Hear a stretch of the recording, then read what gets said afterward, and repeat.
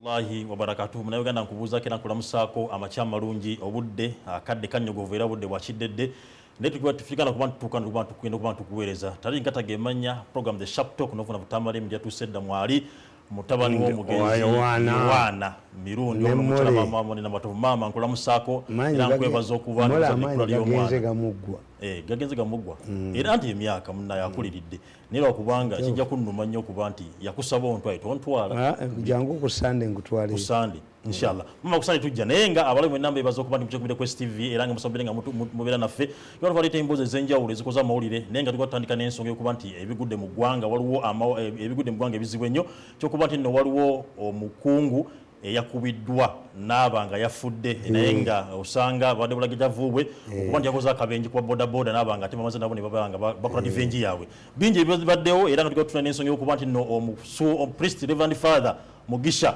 owe Masakawo yava n'akolokuta gavumenti mu kaseera kakalu n'agamba nti abantu balonde NUP polisi yamutaddeko emisango gy'obutemu ayina omubbi gwe yasanga agenda kuba nti atwala emmotoka ye naye era father menyini era kati agenda kubanga ensonga ezibuzibu naye okuba nti nno omukulu Kopolo David Sali tumanyi bulungi yakuba omusajja era Sebulime Ronald Sebulime mu nsonga za minister yali former minister Nantaba yasindikiddwa mu nkoma male emyaka 2 beddu twatulina ensonga zino okuba nti era waliwo ne bail forms zigenda okuba nti cabinet yaziyisizza Kanye hamba agamba nedda agenda kuba president Museveni mu mbuga nekina kyenaremu tatandikirawo mukulu Tamale awo nyinyi tatandikira studio yaffe enyumye nnyo studio yenye onekane nze mbagamba tambula n'akantu kange kana akagolo kange covid tagenda kuggwawo nkya omanye ebiseera bisinga kasola abasajja abo abazungu kati kasaba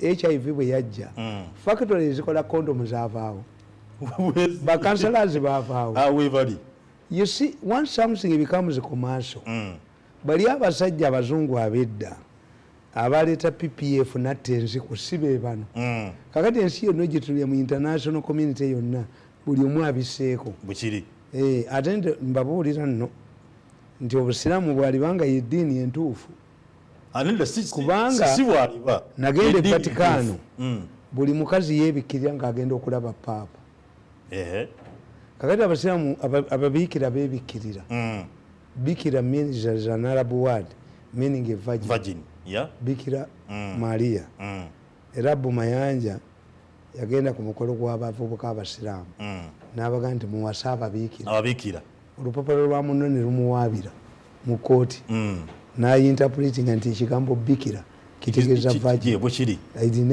did not direct my Muslim youth okugenda mu bigoba babajjeyo bamuliwo emitwalo egi kereziya zasonda nsonde n'azimbamu ennyumba yerungujja Abu Mayanja bw'otuulira bwoti buli muntu yeebise ate bayogera ekigambo nti ono musajja gundi eyalandinga ku mwezi is alleged Armstrong ku nsi yalabako the Chinese wall mbu ne muggulu yawulira yayaziina bukiri hakko mazima era muzee Tamale abantu omukisa gino okugamba siramu kati nze omusajja omukulu emyaka gyange kubanga if God wanted me to be a Muslim ti maama wange kitaawe ya Rajabu nyina ye Hadija why didn't God send my mother to marry Muslim kati mukama akozesezza nze nkugambe so God did not want me to be a Muslim no otherwise my mother would have married mzee Tamale ngalugenda otandika ku nsonga ezo mbadde nsaba nnyo kubanga oli influential abantu ngabo bagambe kona view nokugamba bagambe begemese andi nabaga akalango kange bakagaana nabakubira akalango for free ne bagaana balamu yali akayisiriza erimbwa nzibe yafuna obukadde 3 ne mbaganja batta kati ministry ya health if the antibiotic banwanyisa mbu I shouldn't get money may I help you nabagamba nti abanyankole bakugamba nti mama obwa akuwa ekibya ekiro olya buli mama otayinza kutta nembaga nti when President Museveni comes up with a decision I support it because Museveni is not selfish once you see Museveni coming up aba ina kyayagala okusolvinga but his problem Museveni is not a media maniac. Okay. Tayagala mawulire. Tayagala mawulire. Tabera nnyo mawulire. Ebintu bye asirika bwati nakola ekintu ye nasirika nabaga nti banyigirira mu State House ne bamunyabunya nnyo singa sibadde musajja w'amaanyi nga nina n'ebiri bigobyo bitashirika singa naddadda mu kyalo ebyo se bikola ebyo mukama yakola kakati nze nabagamba abo we are now moving. The first item was avoiding. Yes. When you look at HIV, the first item was abstaining. Yeah. Yes. The second issue now is vaccination. Yeah. But drugs have variations. Variations, if you are not a manufacturer of these drugs, have a problem. When you receive donations, they have drugs in variations. In fact, let me tell you, a chatuyambi okufuna eddagala lya vaccination is a Premier League. Abazungu babadde bayinza okukkiriza eno business efe Bungereza yasigaza pound nesigaza Premier League nesigaza obwakabaka bwabwe. Anglican Church yafa. Ebimiza y'Obungereza Premier League eri ku mwanjo nnyo kituufu babadde tebayinza kukkiriza bisaawe kala. Premier League is a money minting project in Britain. Yeah. Yes. Okay. They even allowed blacks. Kituufu. Kakati nze mbagamba ti Abaganda baga nti asika obulamu tassa omukono tassa. Ne mbagamba nti n'abo abalwadde omanyi ffe mu culture yaffe twagala kwa isolatinga muntu. I was told nti Kasule oyo Kasule yabawe wali omuzikiti gwe guli gwe magondo wane Wandegeya was a Catholic who was abandoned by his Catholic friends kuba yali alwadde ebigenge abasiraamu ne bamujjanjaba n'abawa ettaka eryo. Okay. When you go to Rwanda ekereziya zatema abantu bafaaza batema abantu. The only people who did not kill themselves were the Muslims. N'Obusiraamu muzetambula Obusiraamu bulowoozeeko. Kakati singa Omusiraamu abadde atambula ayingira omuzikiti yingira kereziya bakwasa emiggo. Omanyi Omusiraamu asula mu muzikiti bulungi a stranger. Yes. Naye yingira mu ekereziya emiggo givaayo esigala. Kakati nze mbagamba tiwadde katuze mu vaccination. Vaccination kati ate baalitse booster. Nze when Museveni gives me ekibya at night like the Banyankole say that if your mother gives you something to eat in darkness, just eat. Your mother tayinza kukola kibi. I always add on. Bwogende omusawo Omuganda naga nti mama we yakuloga, then you die. Okay. If your mother has turned against you, then who is ani akwagala ku nsi? Tewali. So olaba wakuvuddemu kanali akwagala Magola akampa. Okay. Eno kampuni nagirwanirira oli omuvuka gondi kyakulaga is now here in Uganda namugamba wekweke ajja tuwa interview ngagenda. That is okay. The man behind this is holds a PhD in viruses and he works with Professor Nazir. Professor Nazir is the advisor of Congress on viruses and they are constructing a huge drug producing company at Matuga to produce only for American market. Okay. Naye onoonya nti ani yali agenze eyo Magola gwe mwali muyita omubbi ye yakola kano. Kakati nze munnaye buli bwembeera ntambula n'akagolo kange ate nga nze munnange nina facilities. Kakati nze nina omukisa guli bwe guti nabagamba nti mu Baganda waliwo omuntu alina olumanyo. Olumanyo luli naturally born. If you want an artificial olumanyo baddira akawanga k'embwa ne bakajjamu obwongo ne babuteeka mu busoggo buno bwe bawa omwana mu kyogero kuba embwa emanya gye yabadde. Embwa buli weetuuka wali confusing efukawo. So when it is coming back ejewunyiriza oyayise. Yes. Okay. Yorini yayo yegiragirira. Two, embwa yenkana n'omwana obwongo bw'omwana ow'emyaka 9. Embwa. Okay. Yes. Kakati ekyokubiri political science is a science. I can predict mu Bulaaya bako gundi yagenda okuwangulira n'awangula because they have principles Yeah. Kakati nze mu Uganda nina bibiri. Have natural lumanyo ate nasoma ne political science. Nensoma ne psychology. Bisigadde ebintu bingi mbyesomesa nzekka. Kanawandika akatabo kano. What divides the state and the religion. Yeah. I wrote it. What divides the state and the religion. Bagamba nti mbuwandiki bagamba president mbutebuliyo nagamba mu bunonyi kana katabo nakawandika dde anga 8 April 2012 2012. Yes. What separates religion and the state? I was warning religious leaders that when should religious leaders like this man, like Niringi, when do they attack? When do religious leaders attack a government? Nakugamba, there has always been a conflict between religious leaders and the politicians and the state organs. In my opinion, the religious leaders can only involve themselves in the politics when the politicians fail to play their role properly. Politics is like a boxing. The coach throws in the towel to save a player who is no longer able to make rational judgments.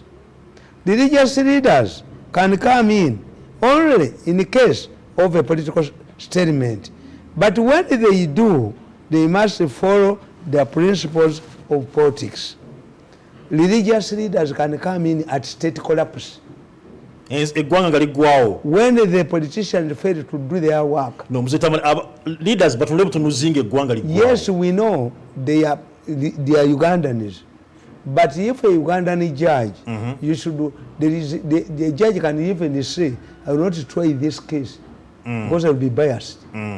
So the religious leaders, I wrote about them in 2012 because I knew Mbabas was using religious leaders. How? At one time, as I will read, whenever Second went to Rubaga Cathedral for prayers, the then Archbishop of the Red Rwanga would ask Museveni, show us a successor. Undermining. Nakugandi mu Basiramu. Ibrahim yagenda okulaba mutabani we Mudongo. Nalekanga agambye mukamwana we nti oluggi lwakyama. Bwe yakoma we yamugamba. Omongo kukyusi. Namugamba nti tati agambye nti oli mukyamu akugobye. Bukiri. Nawasooka okubiri namugamba nti oluggi lwatereera. Kakati if second year Catholic goes to Rubaga and the Archbishop of Kampala says Museveni should show us omusika, is dismissing his second because under the constitution second is omusika. Nze Tamale musonga z'eddiini okola mukama ng'atuma eri Farao agenda okulula abaana ba Isirayiri era Katonda yakalubya omutima gwa Farao nga bw'akalubiza omutima gw'omulenzi ono nannemerako ne mukuba ne mumalawo nakwata ssente zange nanneereka weereka mwani mukube yansuuza omulimo nange ne musuuza project. Kati munaddiini wayingira mu nsonga ezo abakoze bw'aba should be like a referee. The religious leader should be like a judge. When you enter politics, look what the political principles. Nkugamba. The church should come in where the government undermines its interests, not to support the opposition. Okay. When do religious organizations come in, religious leaders, peddle into politics as referees? And they must follow the rules of the soccer game. Rules of engagement by no zig. Yes. Once you come in, you come in when the politicians, when the country is threatened with the collapse. This is when religious leaders should come in. But when they come in, they should know when to go. Before you go ahead, 12 lwaki banadini bayingira mu nsonga some are straight dogs. No, because abantu when it comes to the Catholic Church, the Catholic Church issues a pastorate. All of the bishops sit under their chairman and guide the society. But when you see an individual priest, he's a straight dog. He's suffering from rabies and must be treated like a straight dog. Yes. Are you the most important? Are you the most knowledgeable? except in Latin America. In Latin America, the Catholic Church found itself in an awkward situation. The Catholic Church was supporting dictators. Okay. And as a result, because the church could not criticize dictators, the Balokole came in and the communists. Okay. Kakati question was asked, if we fight the dictators, whom are we helping? We are helping the communists and the Balokole to take over Latin America. Bafaza batula tubaita ba just politics. Yep. Nibaleta kibaita liberation theology. The Pope is a member of this organization. Justice priests, they said, don't worry about communists. Don't worry about Balokole. Let us fight the dictators and become politicians. Father Aristide of Haiti is one of them. The Pope, the current Pope, is a member of liberation theology. That the church, if let us move in and become politicians, liberation theology. Okay. Kakati wano, omuntu nkogamba, the church should come in where government undermines its interests, not to support the opposition. When you come in, you know when you are coming in. In order to avoid being biased, you only come in when a government is threatening your interests as religious leaders. Like when? For example, if the government is biased against another faith, like the Amin regime, where convert sessions were against non-Muslims, where some religious sects were banned in Burundi, where seminaries were abolished and prayer was restricted. This is when you can come in. Okay. Amin started well. Amin united the Muslims under Uganda Muslim Supreme Council. Why? She wanted to undermine Kakunguru. Kakunguru helped Amin to power. Machiavelli says that if a prince wants to rule comfortably, he must destroy all of those who helped him to take power. It's only Museveni who has done it. Okay. Museveni has not killed his former comrades. Because he's intelligent, he outsmarts them. The Mbabazis, the Vestiges, the Katekayas. When they go with nothing and they come back. Yet us see. Kakati Gundi Echo Chimu. Nti Amin yateka Minister of Religious Affairs was not a Muslim. Amin yakwata benzi naziwa religious leaders bonna. Chovola bana bagamba tumwebaza tayinza kudya tractors naziwa wenna mirembe. Why? Oyo not Museveni. Museveni kasa across. Ti motoka za mwe yaziba weza abasiramu ne Kampala mukadde yabawo. Yawayo. Museveni uses universality. If you see tractors going to Kazimba by Minister of Agriculture, that's not Museveni. I attack you the following day. Okay. Museveni is universal. Universal primary school, universal secondary school, universality. All people must be immunized. If today COVID drugs were brought under Obote 2, what would happen? You supporters would receive priority.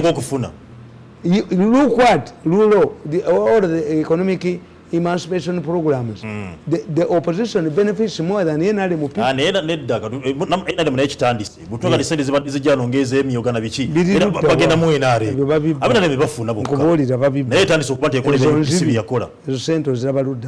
if government pumped billions at a parish level, where is it?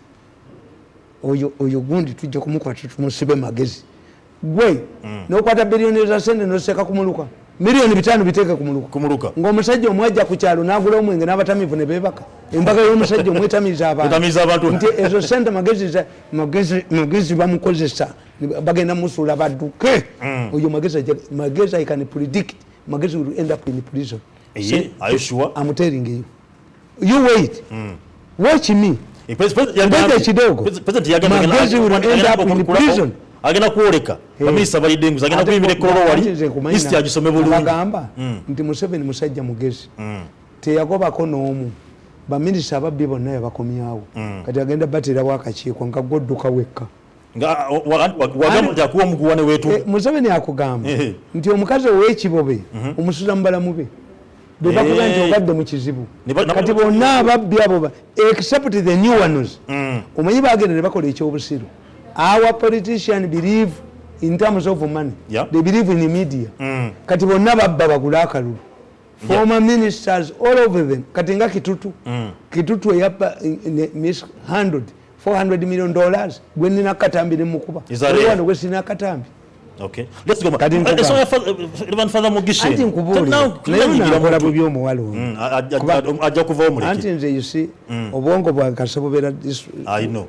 Tugende mu maaso. In such a cases where government has encroached on religious freedom, like banning seminaries, like attacking religious leaders on their purpose, like unnecessary attack. In such a cases, the church or any religious leader is free to fight back. Because if you don't fight, kati nge Burundi bagalawo seminaries, ne bagalawo kubanga e Burundi abatuusi be bali bannanyini government nga abakutu be gundi. In Rwanda, vice versa. Okay. The Archbishop of Kigali was a member of the executive party, Emirendi. That's why Kagame put him inside. Okay. He was served by the Cardinal Wamala, a delegation composed of Cardinal Wamala, Winnie Byanyima, Emmanuel Pinto, and Edward Babu. Bebamujeyo Misago. Okay. Kakati, where the government, if Museveni's government is targeting seminaries, is targeting prayer hours unnecessarily. Museveni okugalawo amakyaki ku COVID yamala bayita, and they agreed. Kakati nga tolaba ku nsonga y'okuba waliwo omukungu omu yalaganya omuzikiti ogumu okwaziina. Government yawuzina okuviirayo. That's an individual, that's a straight dog. It's a straight dog. Okay. But this must, in the Soviet Union, churches' doors were locked for 70 years. Okay. Then the church must come. Church naye balaba era Orthodox Church evaawa. Mulasha. Okay. Nti America yokka failed. America is a superpower with religious leader. Kakati ekubye Anglican Church era bateekebwa abalokole. Eventually we shall have a sabalokole. Kakati nkugamba. Therefore, religious leaders can venture into politics only when the following situation prevails. Only when the following situation. One, where a bad government threatens the survival of the churches or religious interests. In China, the Catholic Church is controlled by the state, the Communist Party, and is the state that appoints. There is a Catholic Church in China. But it is controlled by the state. The state appoints cardinals and bishops. State and they are not recognized by the Vatican. The Communist Party in China appoints bishops and cardinals, but they are investigating. They have sent. China is investigating how religion can work. They are sending a delegation. Me, I'm informed. Okay. Bishops and cardinals without the consent of the Vatican. Also, in countries like the former communist countries, where seminaries had been locked and closed, as well as Papa John Paul II came from Poland. Okay. Poland was under the total control of the communists. But how did Papa John Paul II come from a communist country? Mikhail Gorbachev rose to this level of Secretary General of the Communist Party, but was a believer. Okay. Yali asoma. Balima batya KGB yalimeti omutegeera nti asoma. This God is power. Okay. Number two, where religious leaders are targeted and killed, if the situation is allowed to continue and consolidate itself, this will eventually result into the dysfunction of the church or religious groups. Therefore, under such a situation, the religious leaders must fight back and remove the bad government. Don't attack a government that has not attacked you. Mzee Tamale, wanatufirwa bashekhe bafembusira. Yes. Ripoti zikanye kubanti zivayo. Badali ndibanji bafudde. Ngabalika akabuuza. Abasiramu bwe bafa bakwatako abakristaayo. Oba abasiramu. Era bakwata abasiramu bannafi. Nenga ripoti zikanye. Kubanga nze nabategeera nabagamba nti abasiramu baawa nagenda Southern Sudan 206. I predicted they will kill you there. Nembagamba nti abasiramu baawa bagenda batta nnyo lwaki. Abasiramu baawa nabasinga obungi Baganda. bafere dikanawe yes mzee Tamale kishinene ani ngubuulira nti omuganda yalema okunyikira mu ddiini omusheeka akulira abakulu b'ebika omukulu w'ekiko omusiraamu gyali ne bamala okuteekawo embogo zaabwe n'okusamira najja n'ayayulula abalongo muganda has two religions ne bwabaanira bakuba ne bafaaza babazaako ewaabwe ne faaza asika oza ne kadinaali wamala yasikira jjajja kyamera omanyi kadinaali wamala is a close relative of my mother kadinaali wamala you see there kakati nze nabaga nti Al-Qaeda when the presence of Al-Qaeda when you study criminality and terrorism when you see Islamic clerics handsome men with the newly constructed mosques Al-Qaeda cell is there kakati Al-Qaeda and if you study non-state actor it does not have a court of law does not have a judiciary you cheat them they kill you Al-Qaeda is brutal bogenda n'obba sente zaayo n'obivaako bakutta era 90% I suspect the Muslims who are dying here were killed by Al-Qaeda. But government has never given us a report. Bwe baakwata Kamuga bamuvunaana ki? Terrorism is a soft offense. Was Kamuga tried bamuvunaana mada?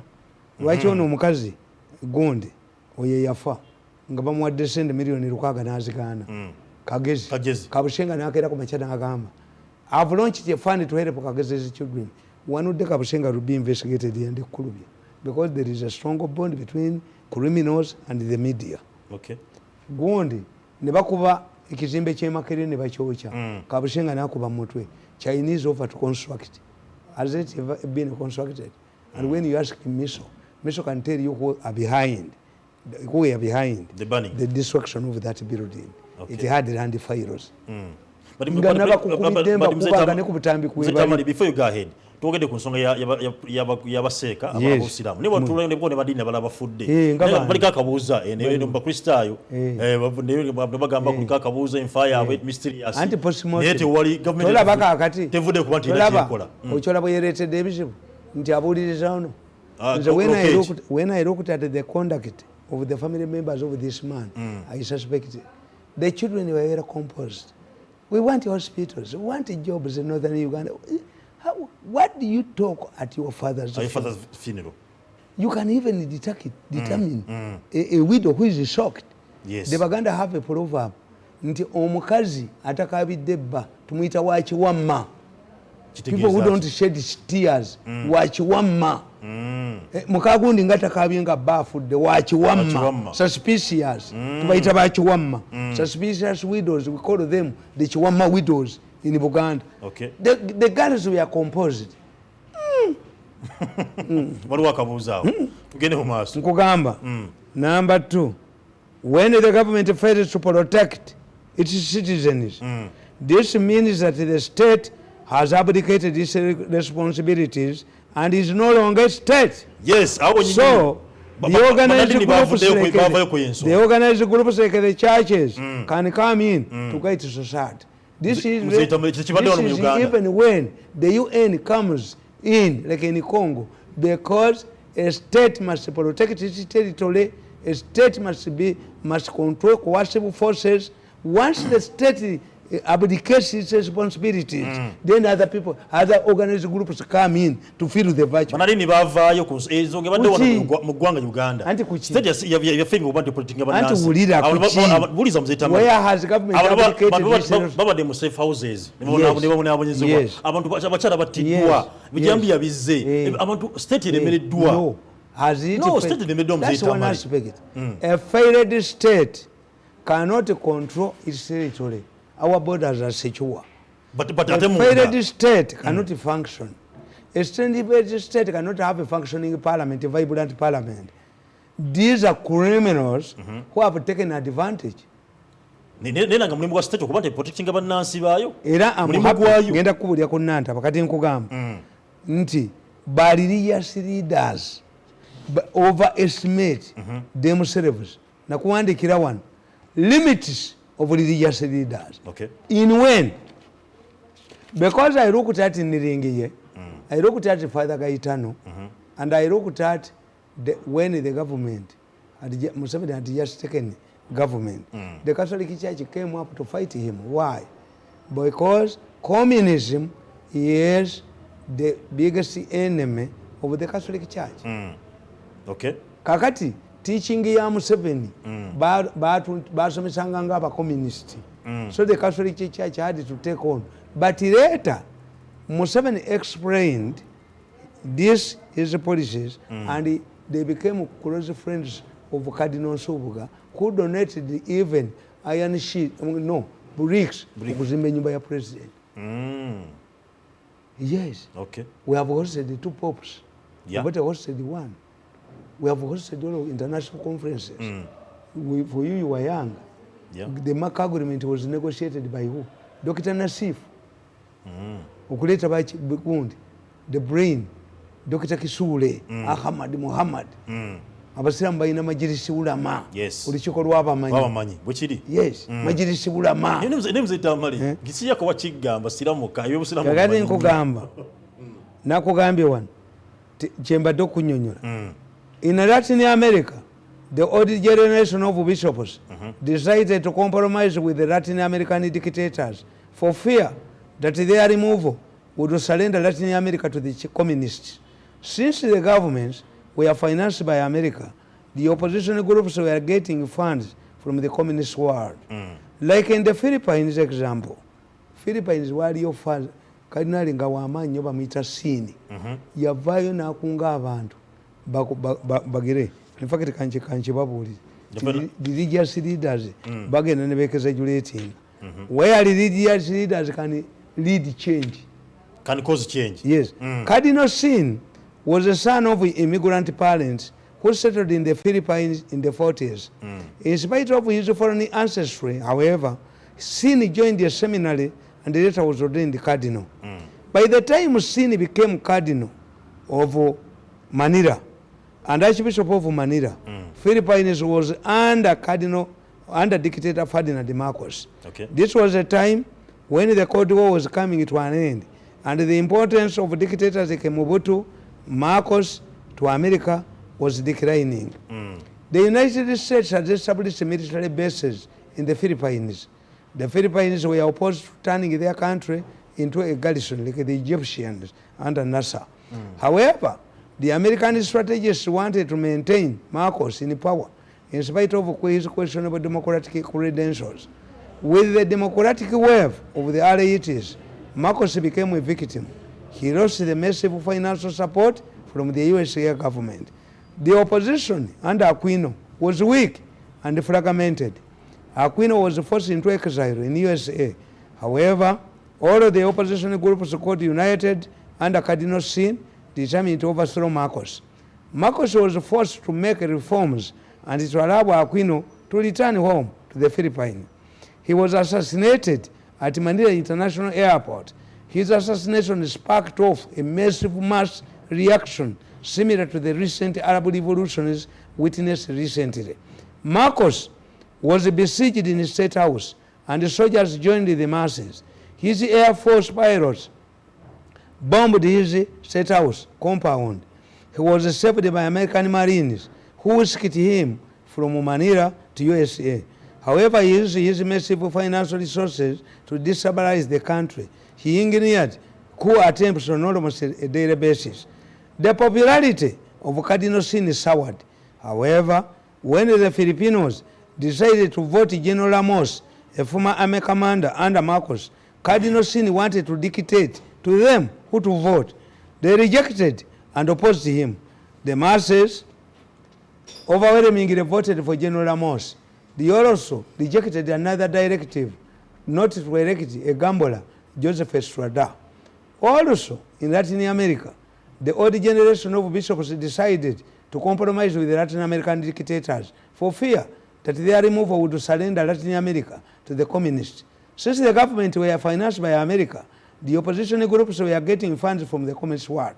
Like in the Philippines, example above, the people of Latin America refused to accept the betrayal, and as a result, the Catholic Church in Latin America split into 2 groups. The younger priests developed what came to be known as the liberation theology, which allowed the Catholic priests to lead political revolutions against dictators. One of the leading liberation theologists was Reverend Father Aristide of Haiti and the current Pope. Are these people, are they telling us that the Catholic Church, with the 4 archdioceses, which has hosted the Pope, 2 popes twice here. In this government, we have hosted the Commonwealth, we have hosted all of the international conferences, are these straight dogs in the form of priests? Do they believe that they are more knowledgeable than the Catholic bishops? If this government is attacking the Catholic Church, this would be reflected in the pastorate of the Catholic bishops. So in absence of a strong pastorate from Uganda Catholic bishops, then it means these people, like this priest Mugisha, is a straight dog that must handle mercilessly. Mzee Tamale, banadini nga banadini baabwe nabo baba bannansi nga bannayuganda era bawulira obulumi bannansi babayitamu bw'ava n'agamba nti bannaye lwaki omu bamuwa ssente tabadde omu teyali omuyika newaffe ekyotera wali eyavuma teyali omuyika ne wano Museveni nga zze babadde bangi kakati nkugamba ne ku mikolo gibaddeyo mingi where people in the Philippines the people rejected Cardinal Sin and they voted Ramos, who was the army commander of Marcos, who was killing the people. Then when Ramos went, a gambler, Joseph Eswada, he even changed his name, Eswada, in reverse, to Chito Rudicha, Remata, Tamale. Eswada was a gambler. Yabagamba Timulonda, Nibamulonda. Don't dictate on us. That's why I tell you that when religious leaders come, kakati kambaboli, the youngest cardinal bamulonze Kigali, Uganda terina. Cardinal wa Uganda tekyasobola kulonda papa.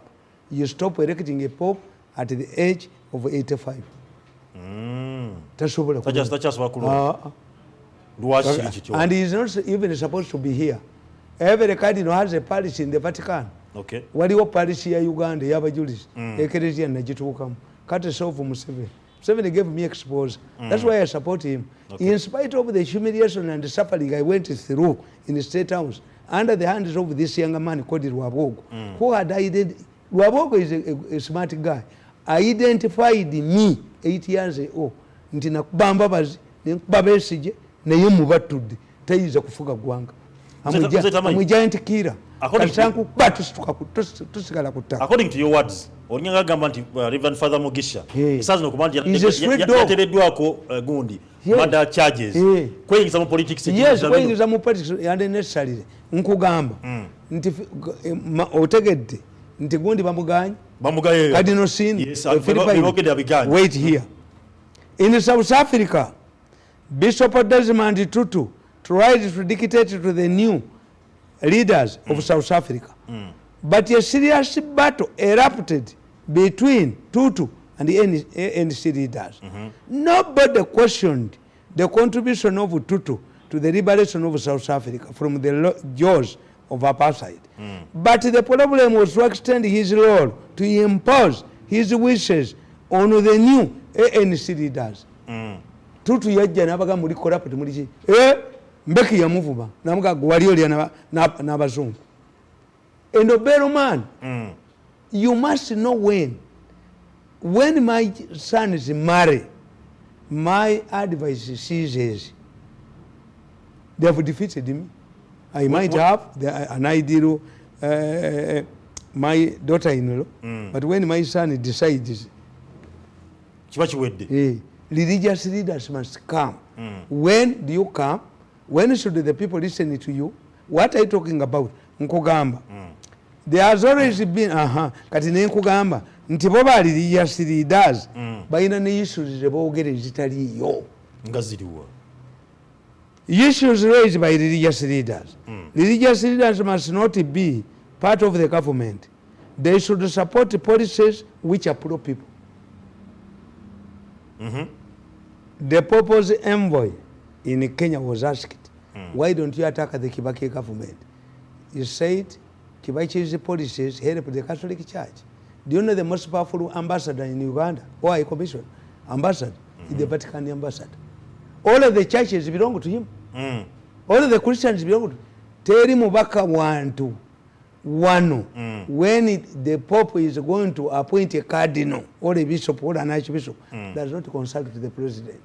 But Uganda has a duty, can reject an ambassador or a High Commission.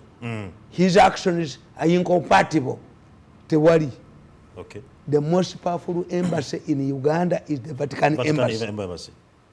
All of the churches, all of the Catholic schools, what Vatican says, nebomba kati papa nga yagambye nti alonzo odongo era ebide bivuga erubaga ne bamukiza kardinali. Okay.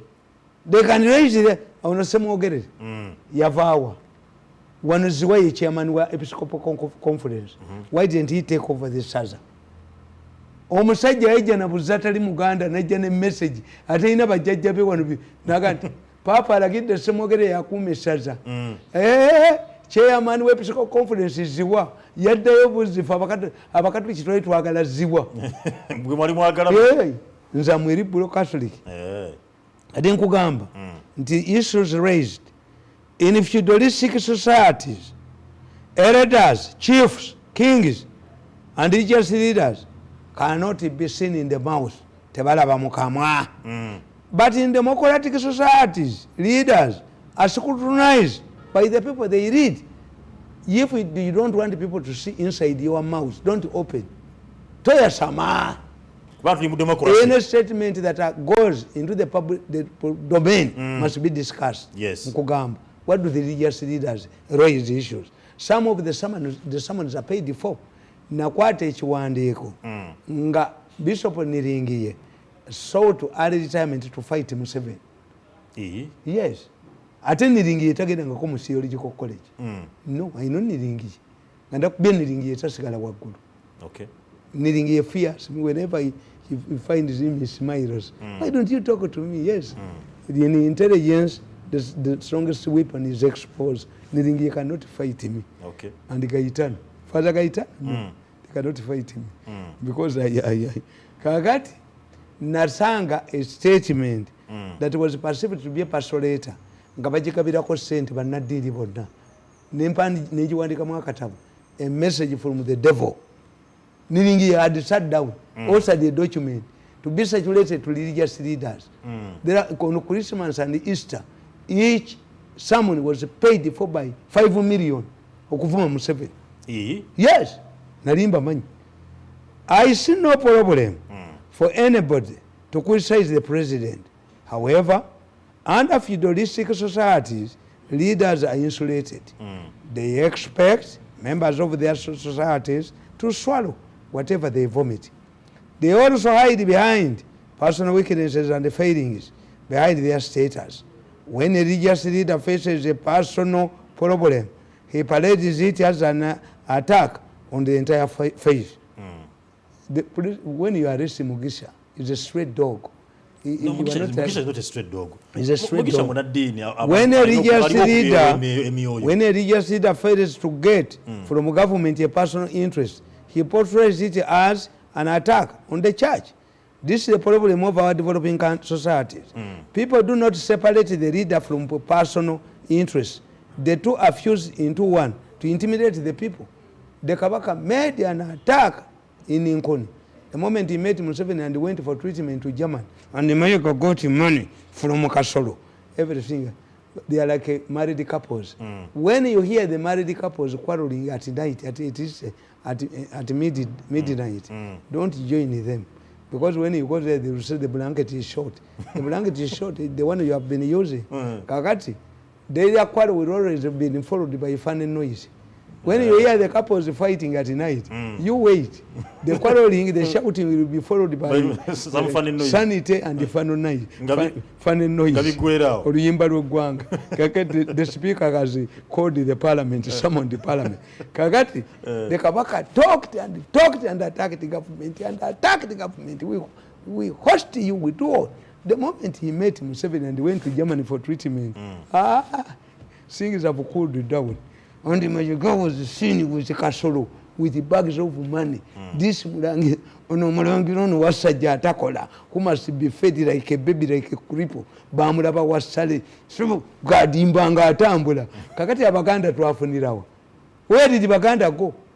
How did we benefit from Kapakas going to Germany? I paid for my money when I was going for overseas treatment. Mangamba again one race or jail center, I refused. I cannot be humiliated. Okay. Mzee Tamale, what is the ina buzibu kuba na dini bavayo kubanda bagisuuta babogere birungi. What's the problem? Yes. Naye nkugamba nti niringi President Museveni kakati I hear an allegation that previously whenever went for the elections all the Catholic parish baba wanga millionaires satu baba millionaires satu bazi omuyazi babako they are making noise because they did not get Father Chibi. Why was Chibi removed from the Kampala Diocese? Mukukubira duke bichibi adanga munalumba kuogera mazima kuogera mazima kibakubya airanga the Archbishop of Kampala tuina cheke jo signing ya milioni 6 bagenda kubba.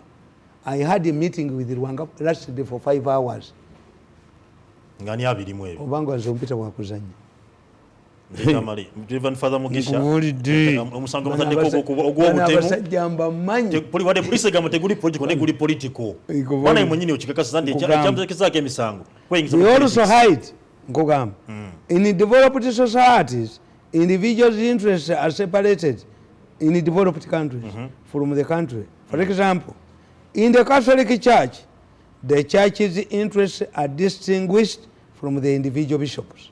For example, the bishop of a country the bishops of a country like Uganda in the Catholic Church sit and express themselves through a pastoral letter. What is contained in a pastoral letter reflects the feelings of the entire Catholic Church. Okay. Catholics wait a pastoral letter. A pastoral letter. The Ugandan Catholic bishops will sit under their chairman. The head of the Catholic Church in Uganda is Bishop Ziwa. We don't have a situation like the Archbishop of Kampala, Semuogere, is not the head of the Catholic Church. Okay. The Cardinal is not the head of the Catholic Church. The chairman of the Episcopal Conference, Bishop Ziwa of Mitiana, is currently the head of the Catholic Church. He calls summons all of the bishops and they formulate a pastoral letter to guide the country. Okay. In Uganda today, the Catholic Church is divided into 4 archdioceses. Therefore, the power and influence of the 2 previous cardinals, Nsubuga and Wamala, which the power they had, were not inherited by Archbishop Rwanga. Each of the 4 archbishops has direct links to the Vatican. This puts the Catholic Church in Uganda in a very awkward situation. Failure to separate church interests from an individual archbishop can degenerate into tribal interests. If the 3 archbishops differ with their colleagues, this also puts the church in a very dangerous position. Okay. This is the situation we have. The Catholic Church has 4 archbishops. The Anglican Church is split between the Anglican Church and the Barokole. The Muslims were split into 2, Chibuli and this puts your people, religious leaders, to formulate a consensus, interreligious council. How can you mix a Muslim with the Catholic? Nga yo musiramu agani kakati singa musomesa ekyo tukikusabanga tuyita mu Yesu omwana wo a Muslim will protest. So you cannot formulate an interreligious council. This was intended to fight the government. You cannot agree on religious matters. Where you can agree is how to fight Museveni and give you money. Ngatumba umbe ensonga ya Reverend Father Mugisha. Yes. Njalo tuwe ensonga police javunira ganti no ensonga eno siteri political. Wabula ekitufu musango wewe. Yes, he's a straight dog. No, nenda. Ate kusina kubika byogedde Mzee Tamale wanenda ganti ensonga bachi bamuteka ko musango. Kwingiza mu politics. Mweche mutamanyi. A Catholic priest si munnaddiini. Lwaki? Fe abakatoliki bagamba tusabire bannaddiini n'abasosodooti bo abaakwawulirwa. A Catholic priest is not a religious leader. Is a what? Is a worker. Yeah. And cannot be deflocked. Ne bwo mudiflocking nga nomujjako gundi yokola ye. Kati oyo Father Seguyete yali munsiko. Mwe baasabidde essaala muzifuna naye ate muggulu bamwokya. Ono mukozi. The religious leaders are nuns and brothers. A priest is not a munadini. Okay. No. Kale, kakati oyo mugisha n'abalala bo baavaayo. In fact, waliwo Faaza Emawokota. Faaza oyo Emawokota gundi omusajja Mutuuluuza was a member of parliament. Is now with the LC5 chairperson. Mutuuluuza donated the furniture to the church in Mawokota, a Catholic church. And Mutuuluuza is a Catholic. Faaza bamuyita Kirunda. Yakwata embazzi in front of worshippers. N'atema furniture n'embazzi in a church service. And then money cannot donate to God. Is that fair? Do we have a religious leader who has a hotel in God? No. Do we have a religious leader who attends the God's meeting every when he is the God's cabinet? Kalogereko mukumula kano tugenda kuba tulina ensonga y'okuba nti omukulu David Sali eyakuba Sebulime amasasi oba yamutta YouTube muli mwebale kuba nti mutubeera nawe naali woli oli mudi oli kulimu gobera ngo tugobera nkwebaza okuba nti wekomideko ayagala okuba nti onyira omutwe ekiwanda kitemagana ng'ekirevu ekyange nakyo kibeera nga kitemagana genda bali makindi kusani jowera waggulwa sani wakagunika ATM ka Stanley Bank jakuba bafuna bajja kubakolako bulungi nnyo nawe berengo temagana olabikeko nganzi namwe abagala okuba nti mufuna okumanya n'okutegeera mu 10 Quest TV kubanga okuba nti baweereza information ekubanga eri direct range tukira bulungi ngenda kubanga tugenda kwatongera mu maso kubanga tuteme ensonga yo kubanga omukuru David Corporal David Sali yava nakuba omukuru Sebulime Ronald muntu story mujukira munje ya Nantabe minister former minister Aida Nantaba yasindikidwa omukomo okumalayo emyaka 2 beddu n'okubanga njemagameko ensonga kubanga omukungu yavudde nabanga yafunye obuzuna ba boda boda nabanga bamusindise zira kumwa era nga omukuru IGP yagambye tagenda kubateekawo deployment y'amaanyi nnyo zetuta rush hours omukadde okuba nti traffic jam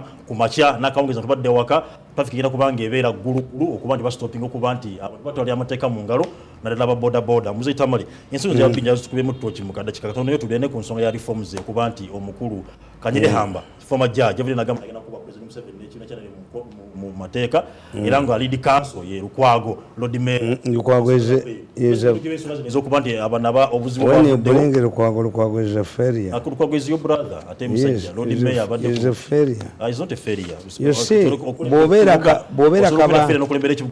kabampane ngobera mu buli kintu kyonna.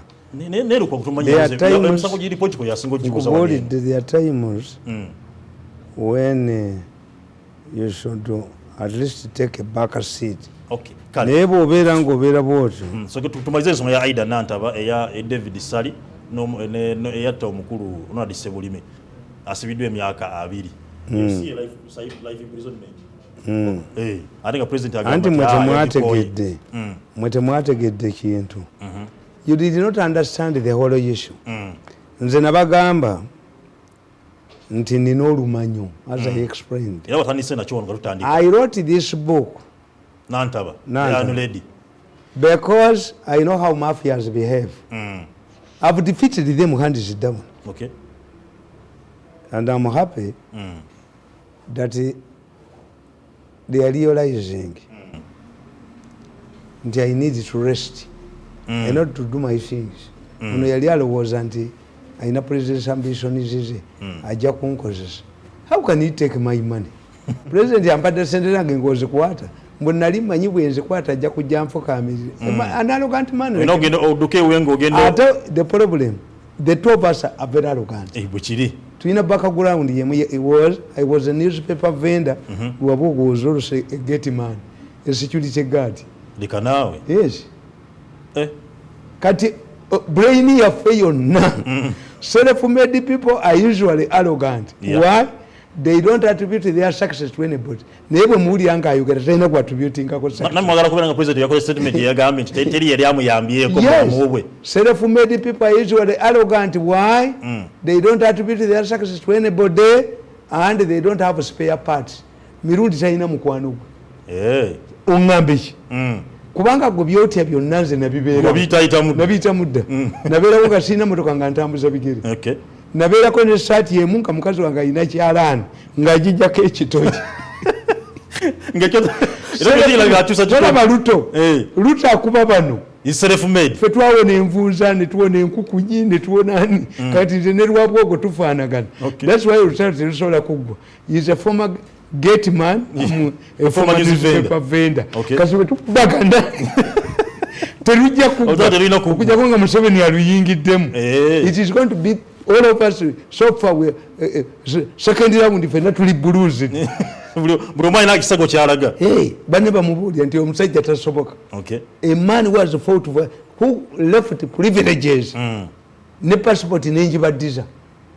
For 8 years I've gone back to Okero House once to correct my chair. Allegedly they said yali evaamu emisota. Nenjikimayo. Ngivaamu emisota? Yes. Kyali kituufu oba? Nenjijayo. I've met Museveni physically once in 8 years. He called me, Nangamba, he wouldn't have been a good officer, a military officer. In the army, we forgive. I told him, my background is a wrestler and a boxer. But he may basule tawulu. Let the other group throw in the towel. So sigwe. Sinze, netwawukana. Kali. Kakati, driver wanga badda maze nakuwezi. Nya. Talabika. Nasembayo muwulira ku lwako yabadde mu garage bwako muwunja mukuba essasi aba State House balaba. I cannot enter a vehicle that has disappeared for 4 days. I know he hires this vehicle. What if yalina byalaze era kikinkereeza. If I have parked vehicles ojja kujja ewange olabe emmotoka eziparkings but I hire. Nti gwomaze ennaku nnya emmotoka I last heard from him on Friday. He comes now after 4 days. Heidi, can I enter such a car? Yes, I cannot. Chiba kitegeeza na kutumyeyo. Kakati nkugamba. Kamba somere kana kanantaba. What is sparked of this fight? Akataba kano nkunyonyera nantaba. Museveni bwe yamuleeta n'amulonda Minister State for Lands ne bamulwanyisa. Ne bagenda n'okunoonya ebigezo bye mbu tebiriiyo. Nantaba n'afuuka Nantaba why? Nantaba, the land grabbers. You see the problem with this government. As Museveni threatens, Zimbabwe, Museveni nga implementing ekya corruption mu government musigala muno.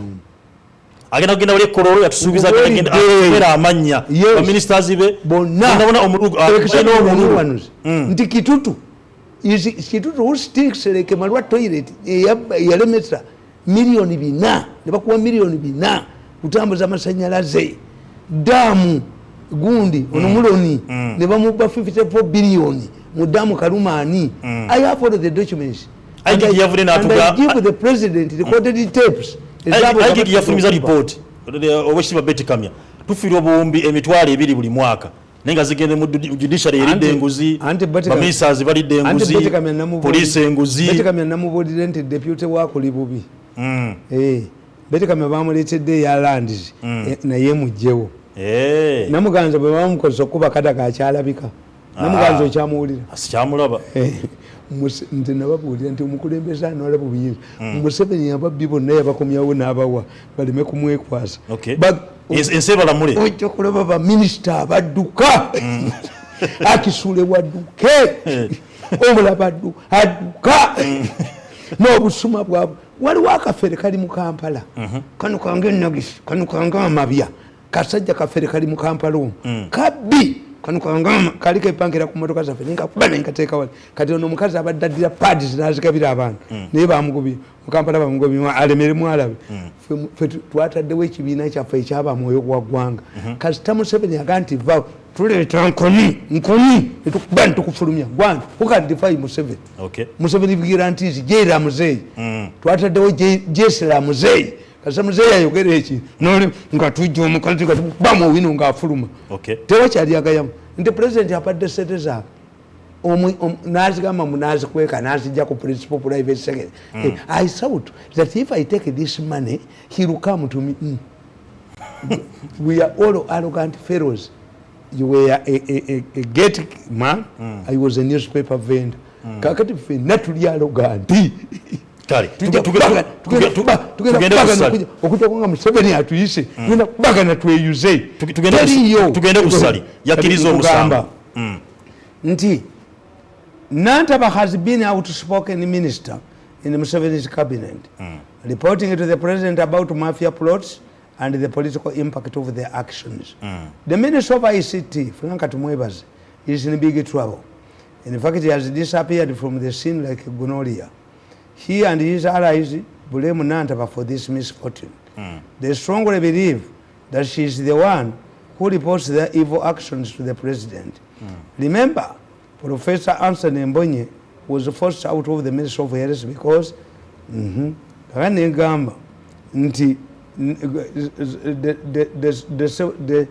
Sublime shooting. Many people ask me why I usually side with the people like Nantaba. My answer is only that I went through the same experience. Maliciously fabricated recordings were offered to malign me, and I was subjected to media bombardment for 6 months by both Bukede and New Vision. An editor of Bukede, Geoffrey Kulubya, had the audacity to describe me as a madman. He also claimed that President Museveni had summoned my mother, Tamale Mirundi, to witness a medical procedure to ascertain my mental status. Remember, my mother was almost lynched. Kakati bano, Sebulime, nkugamba, when this incident occurred, all of the newspapers, including the mafia-controlled media houses like New Vision and Bukede, reported how Minister Nantaba had survived an assassination attempt. Bukede went further and detailed the alleged assassinee, who had a gun, military gloves, and that his co-assailant escaped with a gun. Bukede reported that security organs mounted a search in the forest but failed to trace the gunman with the sniffer dogs.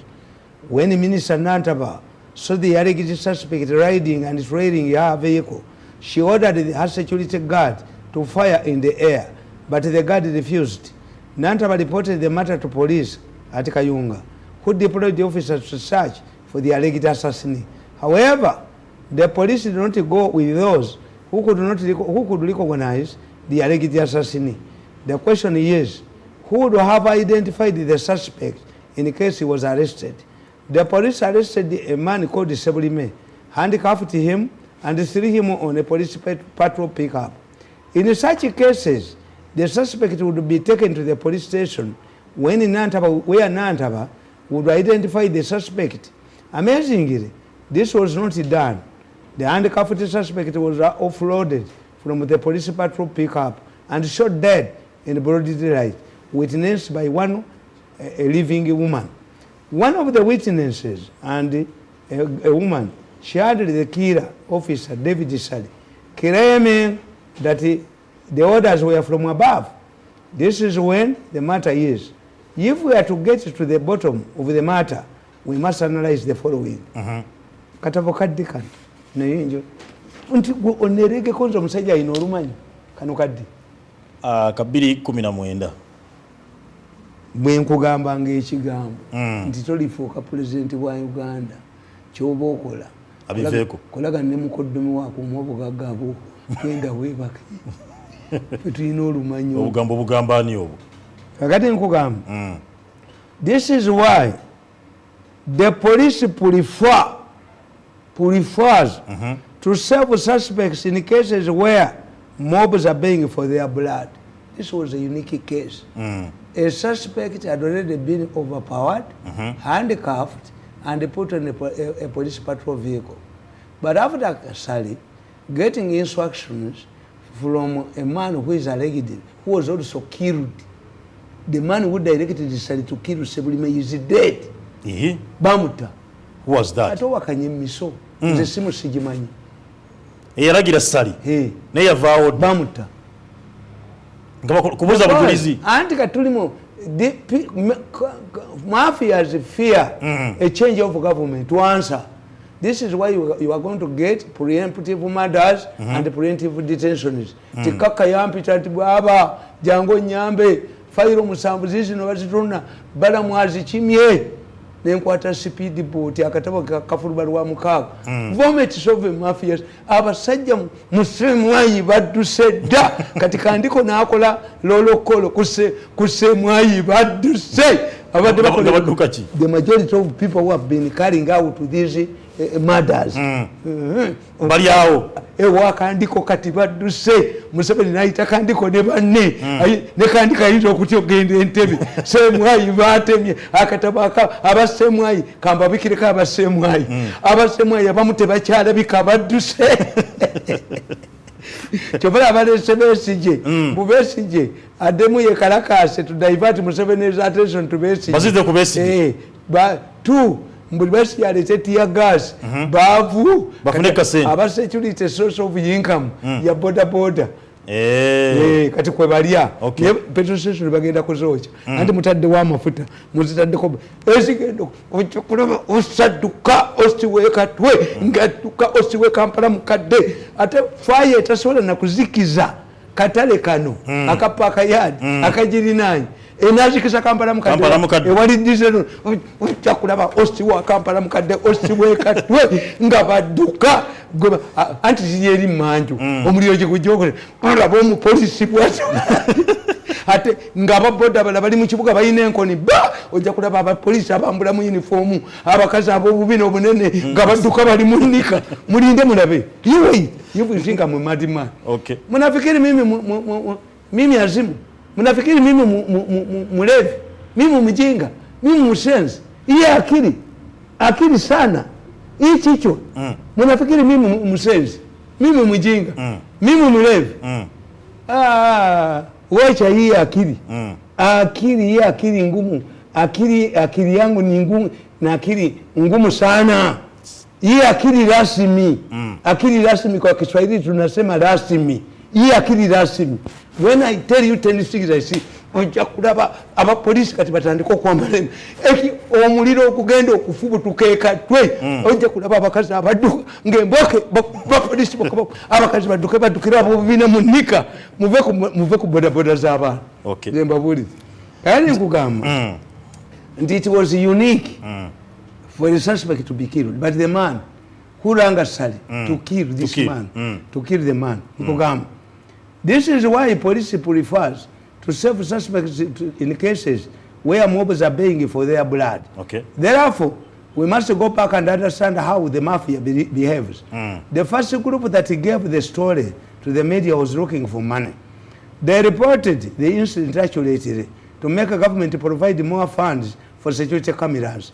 Remember that at one time, MPs demanded armored cars and sharpshooters as extra protection from assassins. Therefore, an assassination attempt on Nantaba, a minister, would be used by the mafias to reactivate the project of armored cars. Okay. In fact, MPs were to be given money to buy the cars themselves. This means they just want to intimidate Museveni to give them the money in their usual greed. All of the newspapers report ministers assassinate, minister survivors. Why? Yeah. At that time, we remember the MPs were demanding money for armored cars. Not Museveni nagamba mbabawadde ne baganda kuba the intention was to cheat him. Yes. Two, they wanted to extend this project of security cameras to rural areas. Abasumakazi abasumasajja nkugamba the second mafia group that wants to destroy Nantaba is the Kayunga local mafia, who are worried about the next election that threatens to expose them the way she did in 2016. If Nantaba and independent NRM candidate manages to retain both the ministerial job and her constituents, it is likely that she will return as an independent candidate, which she did. And this will expose the NRM local leaders. The fight they fight that Nantaba's demise or imprisonment should not backfire on them and then Alimu as a party. Kakati uchitegeera. Kakati wali osobola otya enanga the angel of lies. Then they turned against Nantaba. Yeah. Kaka turned against Nantaba. Yes. Nantaba should go and report. Nantaba, the foolish Sebulime family also turned against Nantaba. But Nantaba, after identifying somebody who was following her, training her, told that's the good thing of having an experienced security man and respecting. Nantaba's security person should be praised. Why? Nantaba said fire in the air. The man said as an expert. No. I don't know the fire they have. Okay. What is the fire? The best way, let us stop at Kalanda Mutabuni said, this is what I told you. Ntiono muvuka wa UCB Kagolo. Yali tasobola kuva mityana nga dduka motoka kibaji kulaga ababoke. Naye okasojja kukulu yabali kakwata kati kasula wa bbala. Yamutano bamusaide emyaka etaano. Yatomera gate tebattira mu nju. Teyakiriza nti yabatta. After even identifying themselves. Yes. Mbwe motoka bazze baji. Naye kasojja gwe kulubye. Neserwa negun noyo mwala gwe bayita ziribago. Nabaga nti buke deyetaka kugala. How a person in a danger. Mu Uganda ni ayina amafuta agafulutanka ave mityana nga jadduka. Nga naduka bulubi sacket. Emmotoka yatomera gate yakagolerwa. Tetugira ba. Anybody uyimirira ku road block ya police oba ku police station oba ku petrol station. If we are suspicious. Yes. Nga tulinga nze ngafa abatambula nga tumazeeyo abayinenga. Mala jjo kufungulyayo nenji kulaga mu dirisa nti gwogoberera ayina olutambula n'enzo leka kulowooza nti nze ndiki nsoka nenkugirayo ennyondo nenkutegeeza nti ennyondo yaani yenze nenkugirayo kamwa kabi abaganda bagiyita kamwa kabi nesooka efuluma mu dirisa bweri webawetera nebazirina abatayinanga tunabakolera ki mwabajinga abati okutta nkugamba nti the Nantaba bodyguard was a smart guy. Yeah. Nantaba drivers to Kayunga to report. 2 people have been trailing me. Okay. Kakati baga mbo Sebulime yasula wakiso. There was no way Sebulime and Nantaba could beat at Sezebwa ngabonaba Kampala. It means Sebulime had stayed in Jinja. Iningo, the angel of lies. Kakati batani kakati gankubulize. Omusajja oyo bamunoonya ne bamukwata Sebulime. Ene suspect bwatula ku kabangali ya police aba awunyawe manabana. Kakati what people don't know, whenever they are going to assassinate a person or to rob a person, patrols of police ezo zimulaba emundu zekwezibaako abatubu be baba bazina. To rescue them immediately to recover their guns. Okay. Kati eno pick up yaveka wempe yali emanyi kwe kwajira sali. Yali monitoring anti in case Nantaba bamutta mob nejawo basebulime bayina okubera shoot immediately. Okay. Ebale stu van ye. Ebale stu van. How long does it take sali a vehicle in Kawempe, a pick up in Kawempe yali ekola ki ekayunga. Kakati Nantaba abasalira amagezi mugezi baleese ezo boda nzimanyi bazikolera Kawempe gye bazigattira si Kawempe mu ttauni ve Kawempe oyite wawe batya gundi ono musajja ayambala ebyenaaleyo abiriga we bazikolera. Some are veterans, some are what bakwata boda nnya ne bazisa separating into parts ne bojikwata ne bakola mu boda emu neno bwe yabadde. Nantaba n'agamba omulamuzi let them bring the border. Bagenzo gireta nga bagitaddeko akemabega kakaliya mbu kwaliko soda gwatwalira abaana. Where were the bottles of soda and the crates of soda at the scene of crime? Ingo insecurity. Kakati Nantaba oyo omuvubuka Sali yamukubira essimu n'amugamba nti maama wawonye nze omusajja gwe nassa abadde mutemu nnyo abadde akunoonya Nantaba n'amulikodinga kati Nantaba n'asaba omulamuzi apuleyinga etteeka eri kati omulamuzi bwe yabimuwadde bo ne basala amagezi abali ku pick up bonna kati Nantaba yagenze okuddayo yasanze ono yasazeewo okukola ki okukkiriza omusango era omulamuzi yambuuzizza wayayo kawast do you know what it means nti kati ono omusajja oyo sali bamulimbye tegwekkiriza tujja kujjayo they were avoiding Nantaba's cross examination nekiggwerawo maambo nti ono bamuvunaana kutta suspect yes kati the Nantaba's assassination attempt and the people were involved ekomyawo temukitegeera nti in case of a dispute over death tetugenda mu trial tulina kyetuyita tutya tulina kyetukiyita mu mateeka nti ebungereza gundi ono omusajja azaala omulenzi eyafanidde tukiyita inquest you have a judge then teba court inquest the government feared for an inquest because an inquest would mean that you concentrate on who killed Sebolime. They decided to charge Sally with murder, murdering a suspect. But a suspect who had stolen a chicken or a suspect who wanted to assassinate Nantaba, a minister. True.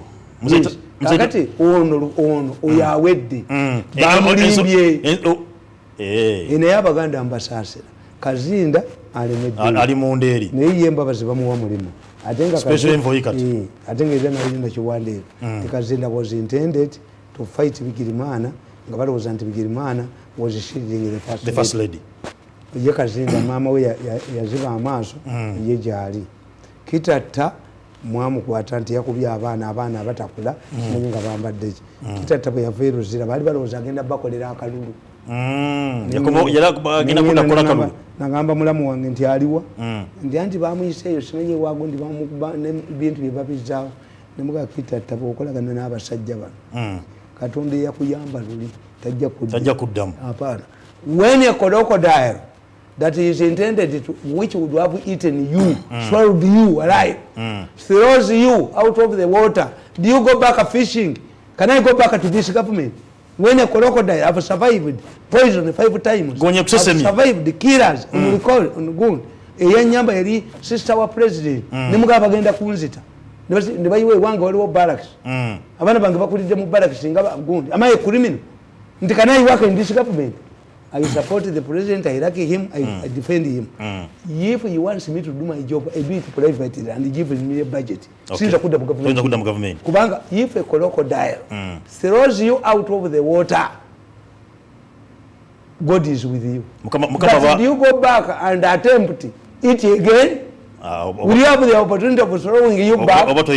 Kakati nkubulya nti Nantaba ono yesali awedde Abaganda bwe bali oyo sali yakifiiridde omugagga Sebuufu akakasajja kabukedde kakubanga obugagga bwe babutunde nti once you lose a murder case the person can sue you with the civil omusasule kati nako kayita tembo kano kekakyalemedde naye kulubya nze nkyamulemeza mu bukedde lwaki sigana mujja mudde naye kulubya balina okusasula ne kabusenga miliyoni 10 ze bankolamu kati oyo muganda bwakumeka kakati kitatta muganda ono gundi kati gundi muganda kazimu mama we yagize kakati sali ate si wa police sali wa local defense bamuzaala Kasubi when they want to kill people they use local defense when was Sali in Masindi? Tell us when Sali was in Masindi. Tell us when Sali was in Masindi. He's a local defense man.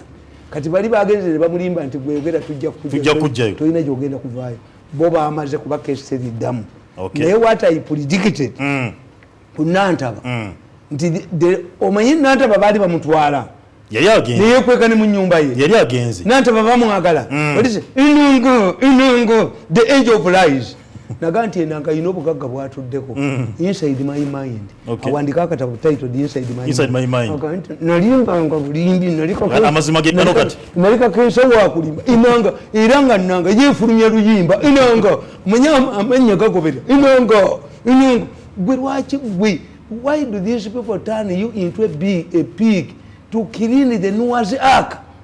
They cannot play that role. Nobody can use me. I spoke on behalf of the president for 14 years. Nenga mbigana. Waliwo abasajja bajja ne bankubirisimwa gundi mbiri. Yali mbiri.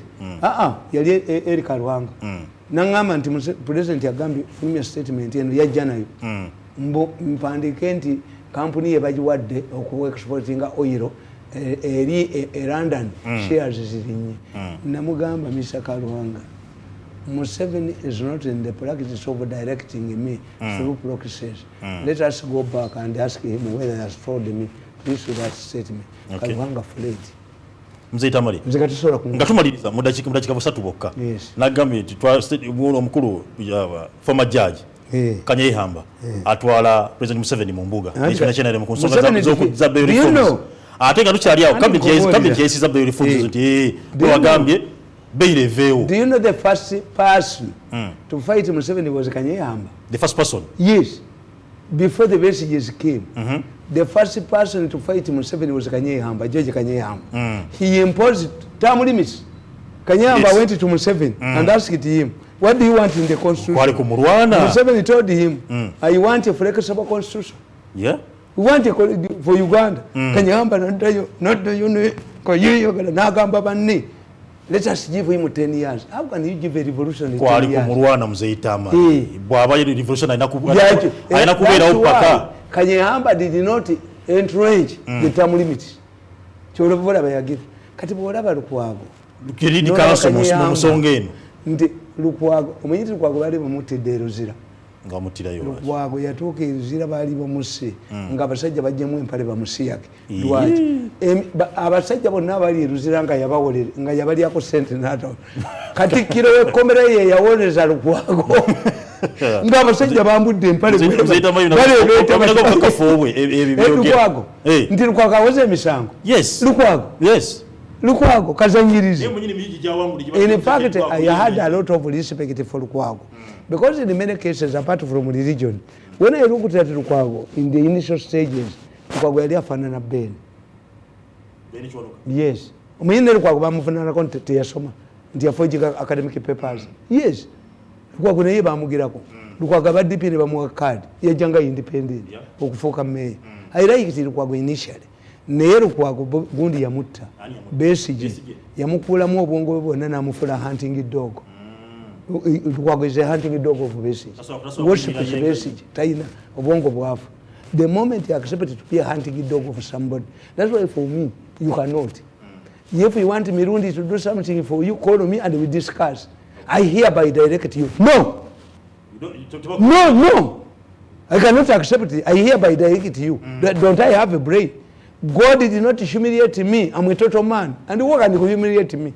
Over what? Eroyo mukuru ba mugambi musajja mugambi. Nti Mirundi omukwatire ku sente. Mirundi wa integrity. Nabe mutieni baba gambi nti what I'm saying. Let the MT manager give us the feasibility study of the project they want to undertake. Sente zatu kunganyamu ekiddo. Akugambe million ebi. Ekiddo akikunganya. Tubuuze. Which project are you investing in? Mr. Gundi. 2, where did the shareholders meeting sit to float these shares? Are these ordinary shares or they are preferred shares? What are you going to do? Are you going to convert this money you are collecting? Mbu president yamuwanyi. Yes. Bakola. Bamubuze bibuzo leading question. What are you saying? No. We want to know. This man is creating a chido to collect all of the money. He has started with the 400. Zigenda kola China agenda kutuzimbirawo a factory. 2, don't dismantle National Security Fund. National Security Fund must remain a monopoly and it must remain under government. Abo nabo za makerere withdrawals bagala kubba sente ulifani tugatenga amakampuni kagudde bagala kubba bintu by'abantu. National Security Fund kankubulire yali muleba lukutana n'agenda nayo. Bwatuka bwebamugoba mu finance naddayo nayo eyo ministry yasooka muleba lukutana nagitwala mu finance. You are forgotten. Yes, the issue is not where it belongs. Not at all. It must even, it would have been under president's office to protect this money. Kakati mwe mugamba teachers union deduct teachers every month. Why don't we talk about teachers union to surrender this money it gives, it deducts from teachers? Why don't we talk about the police fund instead of talking about national security fund? National security, how many people are we? I'm going to talk to this man to expose the noisemakers. Abali mu national security fund bali bameka. Ojja kulaba nga aboogera tewali. Yavudde nalaga nti abadde okufuna ku ssente zino za militant bali emitwalo ng'esatu. Anti nkubuulira. Anti nkubuulira. This man is invested. If you tell this man, because he is humble, to keep this a large percentage in a liquid form, then how will they get money? They are mandated to invest money. They are mandated to buy shares. But when I want my money, yes, statisticians. How many people will qualify to receive this money this year? Nibabategekera. Ne what you are telling a man, centers take a liquid form. No, no. Gagala kubba, gagala kutta national security fund. Ekizimbe kya Workers House kyatandikibwawo ku mulembe gw'Obote. Bano bwe bakimaliriza. If it was a company which has disappeared, MTN should explain, Mr. Muzungu. Muzungu comes up because you see, this is not South Africa upper side. We have seen so many Bazungu stupid fellows. The Bazungu, like Muzungu Bobby Wine cheated, this man, woman, bad black cheated. We are not seeing stupid Bazungu for the first time in Uganda. In fact, we have seen so many stupid Bazungu. So if this empty man says that when he comes, we shall be mismerized because we are seeing a Muzungu. Mr. Muzungu, what we want to know is how are you going to invest? Are you going to invest in a factory that produces this one? Mine is 3 million. This phone you see here is linked to the satellite. Okay. 3 million. I can communicate with my machines at home. Oh. I can tell you the meeting which is going on. Okay. Yes. Kakati atubuulire Mr. Muzungu tubuulire. I would welcome a meeting with this Mr. Muzungu of MTN to tell me, Mr. Muzungu, where are you taking our money? Where are you collecting our money from the poor? Mr. Muzungu.